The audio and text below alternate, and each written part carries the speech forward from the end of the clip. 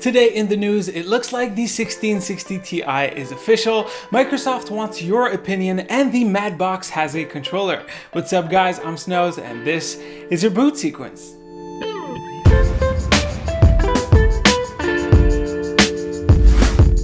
Let's get started with Nvidia. Over the last few days, a few pieces of information got leaked. Tom Apisak on Twitter leaked the benchmark scores of the 1660 Ti in Ashes of the Singularity. This card performed pretty well with a score of 7400 in 1080p high settings. In comparison, a GTX 1060 scores around 6200 in the same test. The 1660 Ti is 19% faster than its predecessor, which coincides with the difference in CUDA cores. Note that both scores were performed on a laptop, so technically it's a fair comparison. Coming in to solidify this really bad naming scheme from Nvidia is this photo.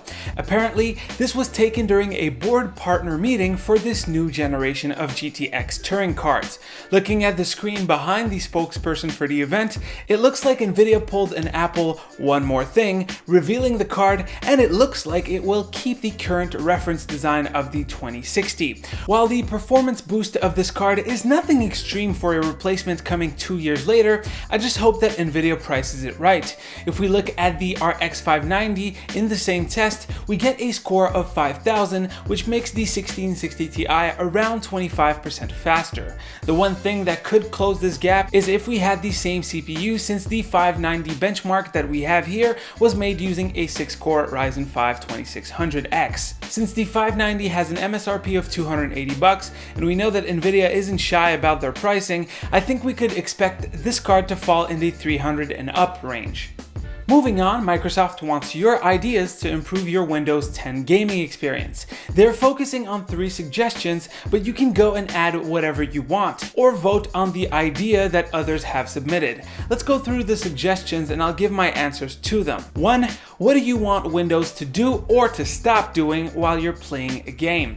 For me, it's easy. Make it so that when a game runs, all notifications stop. I play in windowed mode so I can easily access my second display, and my game keep losing focus because of the notifications. It doesn't always happen, but enough to be distracting. 2.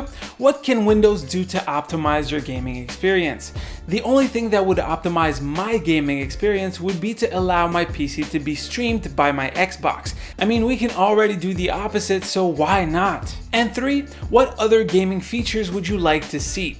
Maybe a gaming center that would automatically aggregate all my games in one simple interface. I know that some services already exist to do that, but it would be nice to have a solution available from Microsoft directly. If we look at the most upvoted suggestions, we can see that a lot of us are thinking in the same direction. What do you guys want? You can go and place your votes down in the link in the description down below, but I'd love to know what you guys would want down in the comments. And lastly, we got some finalized designs for the Madbox from Slightly Mad Studios. What is the Madbox, you might ask? Well, the Madbox is, according to the creators, the most powerful console ever. So powerful that it's literally mad. Oh my god, okay. At the start of the year, Ian Bell posted this on Twitter. You want 4K? You want VR at 60 FPS? You want a full engine for free to develop your games on it? You have it. Besides the fact that the CEO of the company doesn't seem to know that 60 FPS isn't ideal for VR, I do find it pretty brave for a company like that to try and take on Sony and Microsoft. The company is known for their racing games such as Project Cars and Need for Speed Shift, but I'm not sure how good their engine could be for other types of games unless they build one from the ground up.